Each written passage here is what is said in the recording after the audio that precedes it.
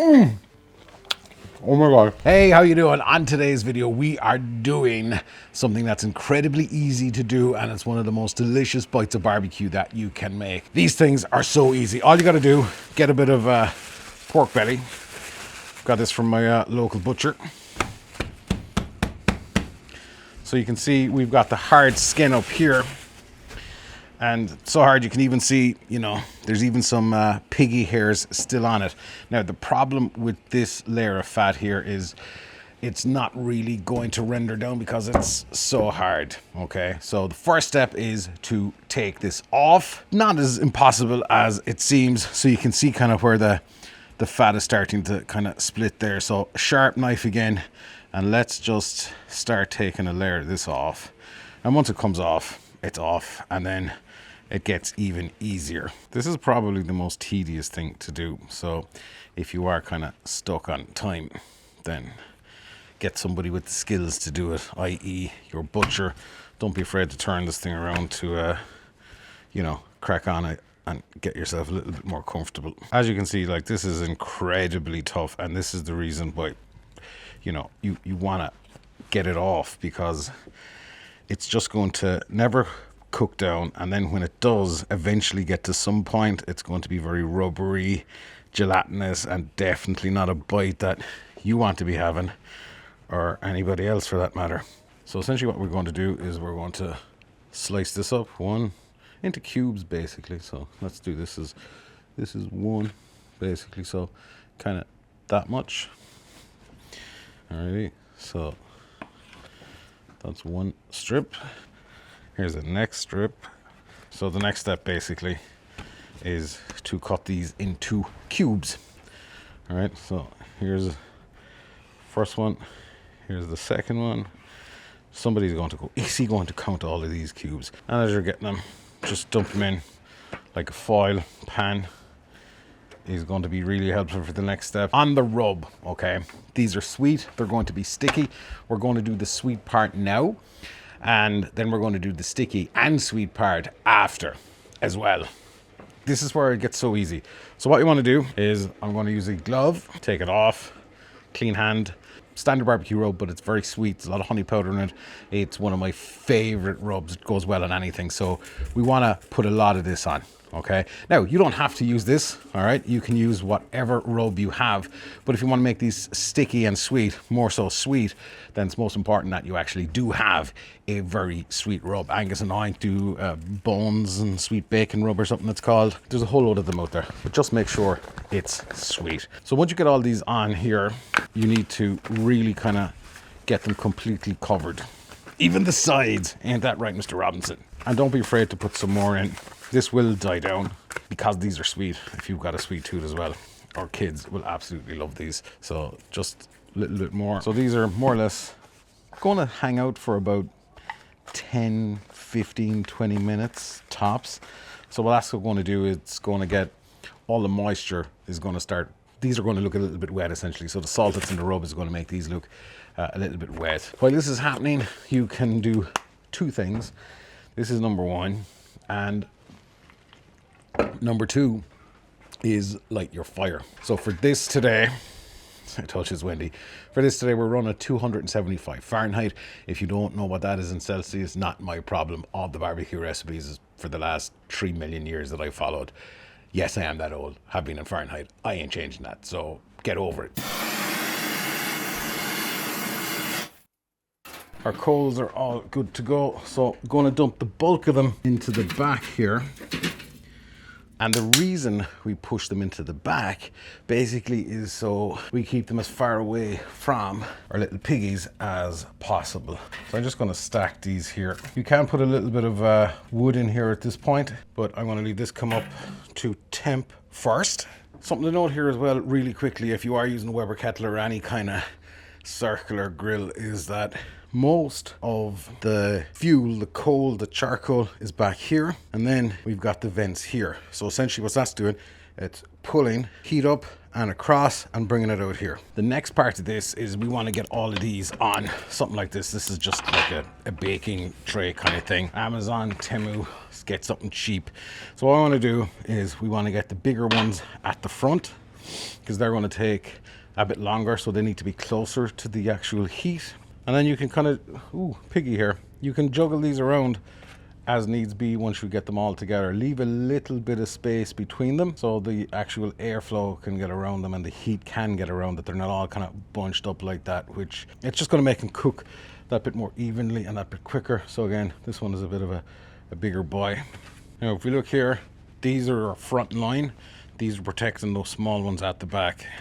And yeah, I mean, otherwise these would get obliterated really, really quickly. So that's the last look. At this stage, if you wanted to, you could give them an extra little dusting. Nice to see that all the pork juice just went into my beer. No, I'm not. I ain't gonna. Yeah. Right. Let's get these on the Weber kettle and then get a fresh one of these. Obviously, we can see that these are all kind of after being sweated out a little bit. And then we're just gonna pop them on here.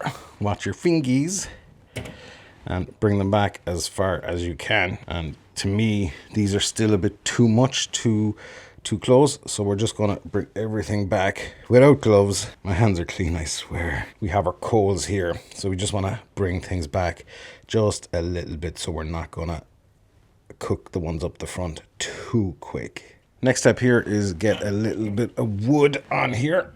This is just hickory wood, so we want a little bit of smoke going on. Haha. I swear I have nerve ending somewhere. Heat-wise, these are running around 275 Fahrenheit, whatever that is in Celsius, I don't care. We've been there already. So what you need to do is kind of keep it around that. A lot of the times with Webers, they just, once you get the temperature dialed in, that's it. So that's going to chug along for around 2 hours, okay?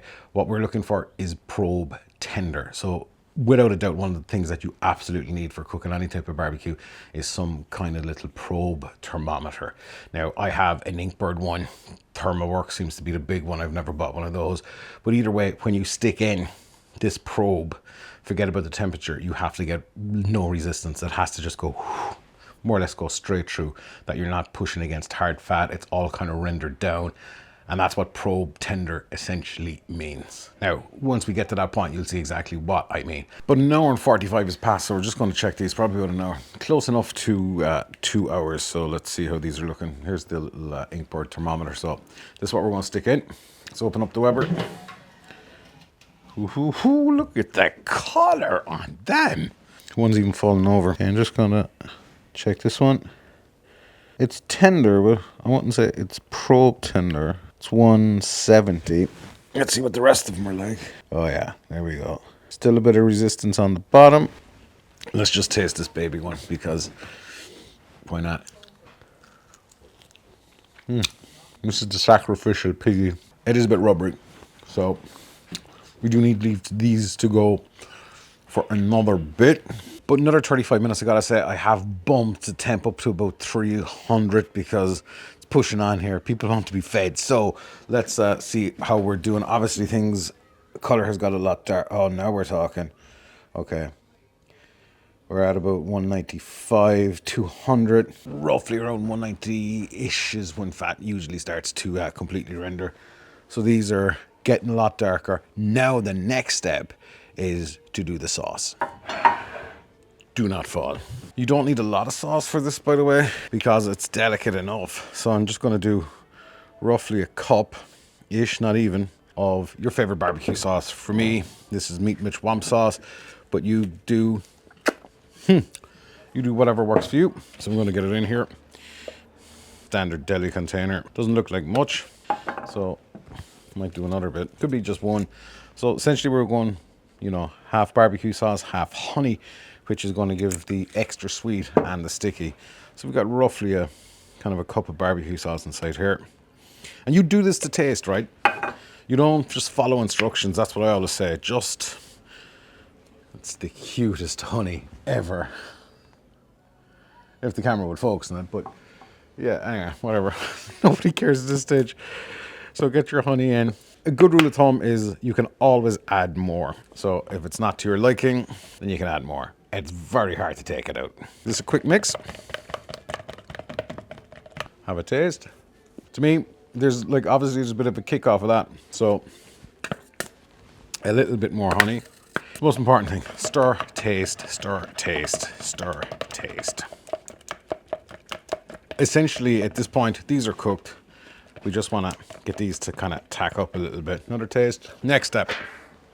So you can see, obviously, this is a little bit runnier now. Get our pork belly burnt ends in here. Oh my God. Oh, thing is here, there's not a lot of these. I want to have most of them neat. So all we want to do is just a little bit of a drizzle all over. We don't want a lot. This is where it gets fun. Or not. I know my wife hates this kind of thing. So essentially, we don't want gallons of sauce in this. We don't want a lot of sauce. We just want enough. You can see it here in the other shot.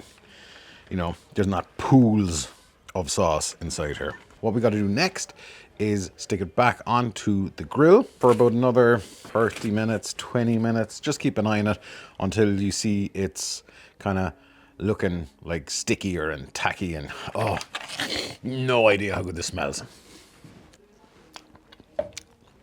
I went down the wrong way. Oh, do not drink sauce out of a container. When you are cooking barbecue, start at the end and work backwards. So work out your timings. It is now 9:15 in the evening here, which is fine for me. It's a bit late to be eating for the kids, but we're going to eat anyway. So just, yeah, I just took too long to get going today, but just leave that be a tip. Go, I want to eat at 7 or 8 and then work backwards. And the most important thing here is don't include just the cook time. So this is roughly 3-4 hours. You also have to factor in how long it's going to take to heat up the grill, heat up the charcoal, which can be anywhere between 20 to 40 minutes. So also add that in. I'm going to get divorced. Look at these. These look freaking amazing. Also, cooking dinner is not the best idea, trying to do all of this because people are starving. Okay, I'm just going to pick one. Ooh, that's hot. Okay. Gonna go with this one. Right in the middle. Ooh, dripping. Oh my God. That's so hot. Let's get these out on the board because, you know, thumbnail, but they do look absolutely beautiful. I mean, like you can feel some of them are really super tender. So as you can see, just the kind of the right amount of sauce, so it's not, there's no puddles here. Obviously before people eat these, they most definitely need to cool down a bit. Now if that ain't the best pile of epicness, I don't know what is.